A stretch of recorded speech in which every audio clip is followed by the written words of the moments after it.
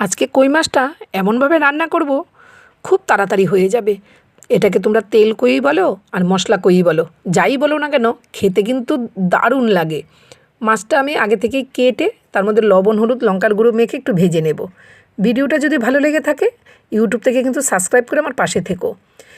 লঙ্কা tomato পেস্টের মধ্যে দিয়ে দিলাম জিরে গুঁড়ো, ধনে গুঁড়ো, আদা রসুন বাটা, হলুদ গুঁড়ো, একবারে ভালো করে মিশিয়ে রেখে দিয়েছি। মাছ ভাজা হয়ে গেছে, ওই তেলের মধ্যেই দারচিনি আর জিরে ফোড়ন দিয়ে দিলাম, মশলা মিশ্রণটা দিয়ে দিলাম, ভালো করে কষিয়ে নেব। তেলটা আলাদা হয়ে গেছে, এইবার আমি দিয়ে দেবো পরিমাণ মতো গরম জল।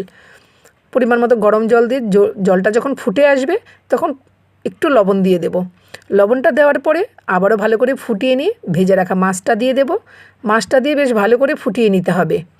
তারপরে নামানোর আগে একটু গরম মশলা গুঁড়ো দিয়ে দিলাম, ব্যাস কমপ্লিট হয়ে গেল। এইবার বলো কত তাড়াতাড়ি রান্নাটা হয়ে যায়।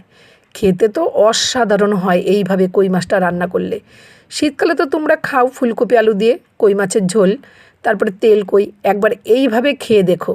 আর এটা কি বলবে, মশলা কই না তেল কই, কমেন্টে অবশ্যই জানাবে। দেখা হচ্ছে নতুন রেসিপি নিয়ে নতুন ভিডিওতে। সবাই ভালো থেকো, সুস্থ থেকো, টাটা।